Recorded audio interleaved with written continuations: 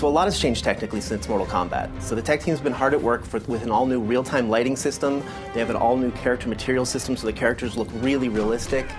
We have multi-threaded the render, so we can just sort of render more stuff on screen, so the game looks really incredible. Our engineers have really pulled out all the stops and are squeezing every bit of performance that we can get.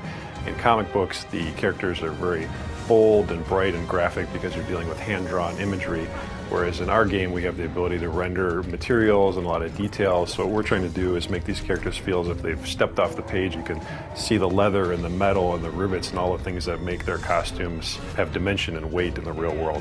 A lot of the action in Injustice is over the top. We have people grabbing cars and throwing them at people. We have people bouncing off objects all around the arena, and there's nothing more cinematic in the game than our super moves. Our super moves are these really big kind of blockbustery events that would probably blow out the budget on a summer blockbuster. So our mantra for this game has always been, this is the big blockbuster summer movie that you've always wanted to see with superheroes. The environment choice in Injustice is just as important as the character choice. We have several interactable zones spread out among each one of the environments, and they're not cookie cutter. They're not placed in the exact same place for each environment. So depending on your style of gameplay, you're going to want to pick an environment that kind of eases towards your style of gameplay. We have multiple levels on many of the arenas as well, and every time you play the game, it's going to be a little bit different. The button layout has changed in Injustice from Mortal Kombat. First, we got rid of the block button. You now hold back to block for all attacks. Also, 3 attack buttons, light, medium, and hard.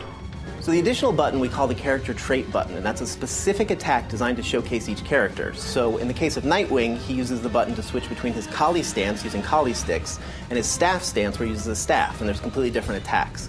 In the case of Cyborg, he uses the button to sort of charge up his health, so you're going to get different effects for every character. The combo system in Injustice will feel very familiar. Instead of using a special move to start a combo, you actually will use your special moves to link combos. You can also cancel out of a combo to link into a level transition or into a pop-up.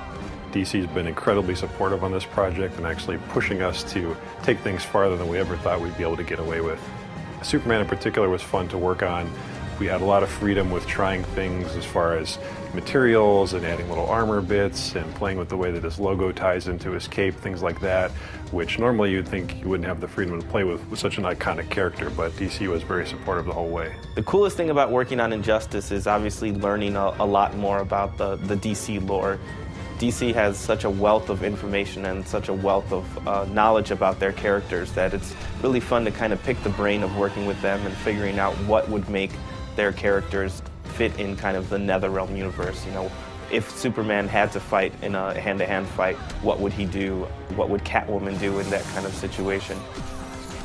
What excites me about working on Injustice is we get to play with superheroes. We get to make Superman, Batman, The Flash, Harley Quinn, characters that we've seen in cartoons and grown up with our entire lives. So to put fighting styles to each one of those characters and special moves has been really a privilege. Working on Injustice has been very exciting. I'm not the only comic book fan on the team, and for all of us, this is a lifelong dream to be able to work with these iconic characters that we've been reading about and thinking about all our lives, and to actually have a chance to put our stamp on it is a really exciting opportunity. So my favorite part about working on Injustice, and this is going to sound sappy, is I get to work with 2 great teams. I get to work with the NetherRealm team who made Mortal Kombat and the amazing talent here, as well as the awesome talent at DC Comics. And sort of that marriage between 2 awesome teams is what really keeps me coming to work each day.